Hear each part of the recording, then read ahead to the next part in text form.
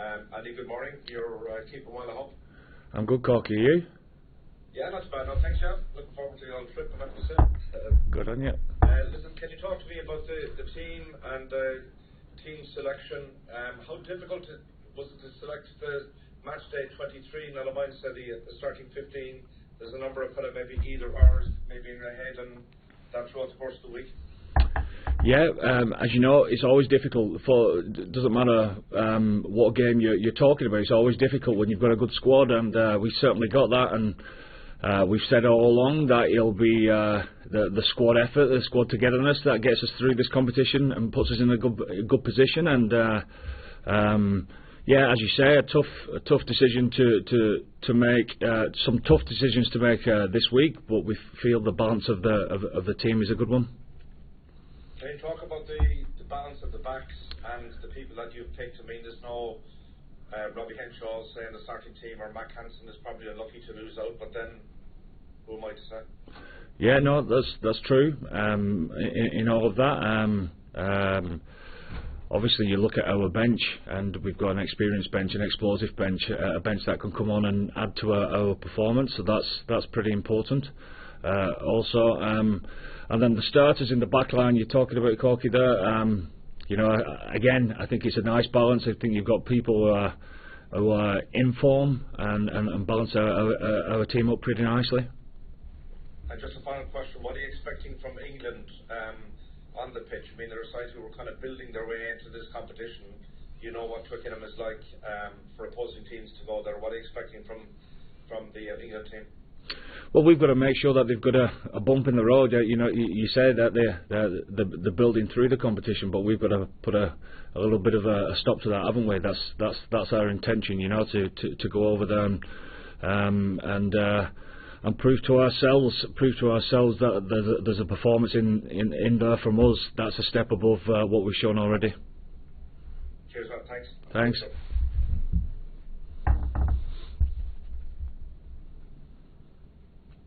Hi Andy, how are things? Joe here from Virgin Media. Hi Joe. Just wanted to ask you, you decided to start Peter O'Mahony with Jack Conan on the bench. What was the thinking behind that decision to kind of switch it from the usual starting with Conan with O'Mahony to come on? Obviously both great players. Again, we just think that the balance is right for this game. Pete's in good form, not just physically, but he's a good emotional leader for us as well. Leadership's a big part of every team performance, and obviously we know what Pete brings as far as the set piece is concerned and the breakdown is concerned. But the rest of his game has come on an absolute treat. His attack stuff has really stepped up. So. Look, I think he played really well against Italy. I also thought that Jack played really well coming off the bench and had a big impact. And yeah, again, I think the balance is right for this week. And just with James Lowe starting on the wing and Mac Hansen losing out, what does James Lowe bring into a team when he's fully fit that differentiates him from other players in the back three? Well, I think we've all seen it, haven't we? You know, certainly the progression that we saw in the autumn, etc., and you know the learnings that he'd taken on board. Certainly, to be able to perform on the big stage at international level is something that we want to see at the weekend. Obviously, he's a big threat ball in hand. He also links very well, as does Mac, and we all know that he's got a left boot in him as well. So. Obviously, James being on the left wing and left-footed is a big advantage for us. Okay. Thanks, Eddie. Thank you. Hi Andy, how's it going? Good morning. The tight goal that you said with Keane and Dave Cookhoyne vying for that spot, what got Keane the nod ahead of David? Yeah, it's a good question because it's something that we've been toying with. Keane's obviously got experience, chomping at the bit for an opportunity, as is Killer. We feel that the combination certainly at set piece time is pretty important with Keane there. Keane will go hard, and David will add when he comes on. no doubt a tough one in midfield as well. You're kind of spoiled for choice with centres. What was the thinking there with Bundy coming back in at 12? I think he's been playing really well. I think there's the big aspects of his game that's come on strong. Again, he's obviously known for his aggressive ball carrying style, etc. But you know, the delicacies of his game has really come on as well. So we think he deserves a game. Having said that, obviously Robbie, a little bit of lack of game time, etc. He's good to go, fully fit, raring to come on and add to the team as well. And finally, for me, what kind of performance do you want to see from this 23?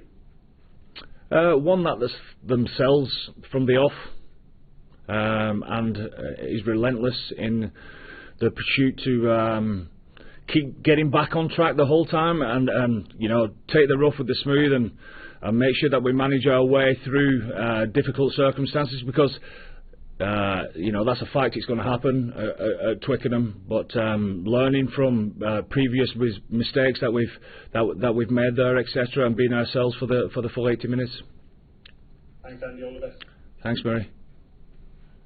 Andy, Ed Elliott at PA. Hi there. Hi. Johnny was talking earlier this week about his future with the contract and the World Cup, and this could potentially be his last visit to Twickenham. Does that give you an extra incentive going into this game? It's not something we've talked about. We just care about our preparation for this game, how we best prepare the team, and Johnny's central to that. And Eddie Jones has obviously been talking and saying Ireland are favourites and the most cohesive team in the world. The bookmakers seem to agree with Eddie on this occasion. Where do you stand on Ireland being favourites? Doesn't bother me whatsoever. I don't see what it does for and against. It's just about us preparing properly. I also know that Eddie's said plenty of times in the past as well that praise makes you weak. So we make sure that we just keep care of our own house and prepare properly over the next coming days and ready to perform on Saturday. Thank you. Hi Andy. I'm just wondering, when there's talk about the different evolutions of the team, and maybe Ireland are a little bit further on as a team compared to England, how do you strike the balance between giving England the correct amount of respect and just that, you know, if you know what I mean, that you don't give them an ounce more respect than they need?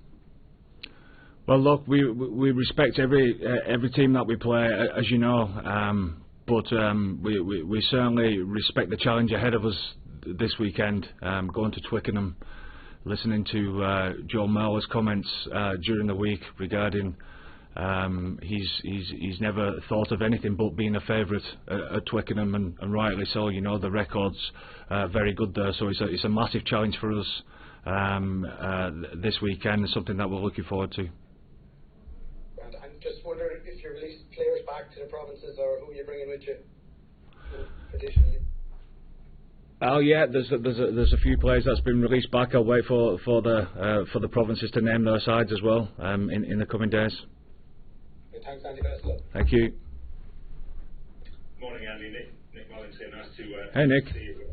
I think it's the first time we've spoken to you since Johnny announced that he's hoping to go on until the World Cup next year. In a list of players who detest losing, where would he stand on that list, do you think? I think there's probably about 10 of them that would sit at number one, and he's certainly in those 10. What's he like to work with? Oh, fantastic. Yeah, he cares about his own performance, his own preparation, his team's performance. He's a team player first and foremost.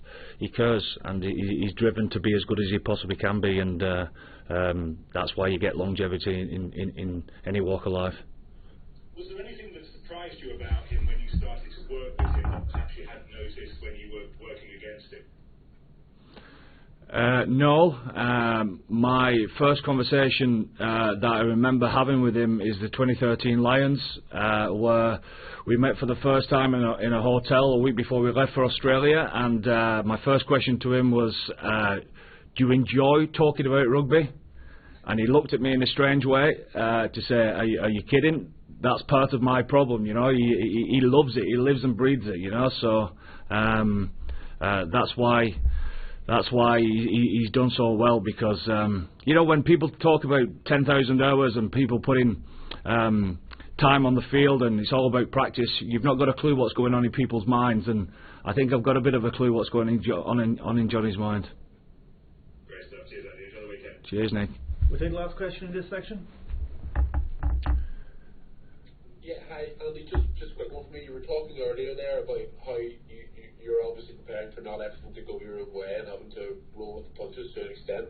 I just wonder, how do you in training go about simulating that, or is it just relying on players' past experiences and troubleshooting in the moment?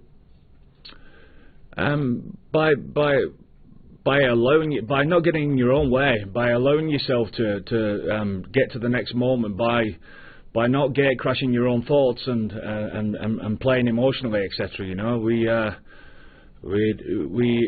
learned some lessons in that regard, and certainly not too long ago, actually. So we're looking to make sure that we get better in that area.